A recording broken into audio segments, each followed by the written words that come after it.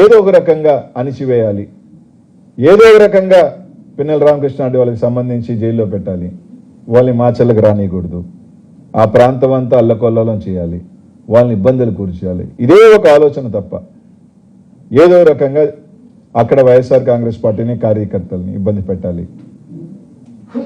ఎన్ని రకాలుగా అక్కడ ఉన్న నాయకుల్ని కార్యకర్తల్ని ఇబ్బంది పడుతున్నారో ఆ ప్రాంతానికి వెళ్తే తెలుస్తూ ఉంది. ఈరోజు నిన్న తీసుకువచ్చి అరెస్ట్ చేయడం జరుగుతుంది.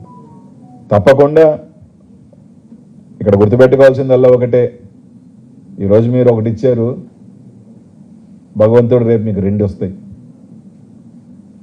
మా కార్యకర్తలు రుణమో తీర్చుకుంటాం, మా కార్యకర్తలకు ఇచ్చింది కూడా వాళ్ళ రుణం కూడా తీర్చుకుంటాం, ఏ ఇబ్బంది పడలేదు.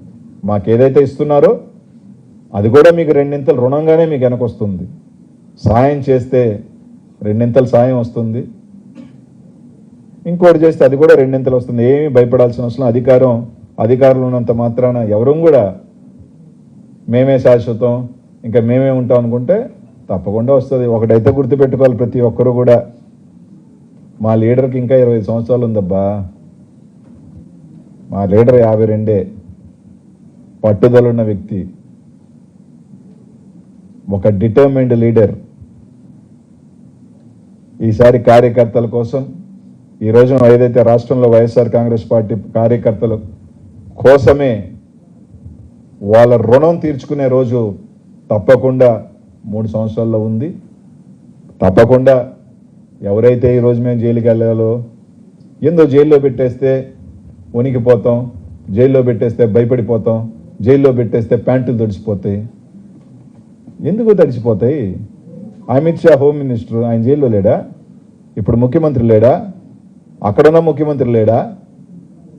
ఏమబ్బా, దానికి భయపడే వాళ్ళు ఎవరు లేరు. రేపటి నుంచి అనిల్ కుమార్ యాదవ్ని నిన్నటి నుంచి హంట్ చేసే పని. ఒకరి పొద్దున్న ఒక ఆయన తీసుకొచ్చి ఎట్టైనా కేసు పెట్టు అని చెప్పి పాపం 2 గంటలు కుస్తీ పడ్డాడు. ఎప్పుడో రెడీ అయిపోయి ఉన్నాం. 60, 70, 80, 90 ఏమి ఇబ్బంది పడేవాళ్ళం కాదు.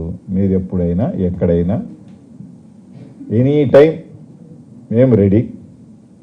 దానికి ఎక్కడ తగ్గేది లేదు, తగ్గబోయేది లేదు. తప్పకుండా నెల్లూరు నగరంలో మీరు చేసిన అరాచకాలు కానీ, రాష్ట్రంలో కానీ, తప్పకుండా మాచర్లలో కానీ, పల్నాడులో కానీ, ఎక్కడైతే అన్ని దగ్గరలో కూడా మూల్యం చెల్లించుకునే రోజు వస్తుంది. తప్పకుండా మీరు ఎంత హింస పెడితే అంత బలం ప్రజల్లో పెరుగుతుంది.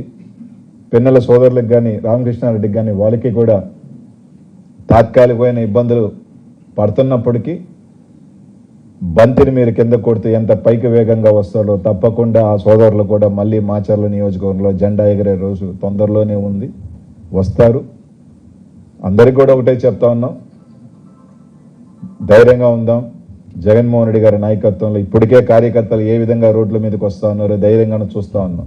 అందుకే కేసుల మీద కేసులు, రౌడీ షీట్ల మీద రౌడీ షీట్లు. పీడియో బొబ్బా సీనన్న ఈయన రౌడీ షీటర్ అంటే, ఈయనేం రౌడీ షీటరు? ఈయన రౌడీ షీటరు. ఇట్లా ఏదో ఒక పెట్టేస్తే తడిపేసుకుంటాం.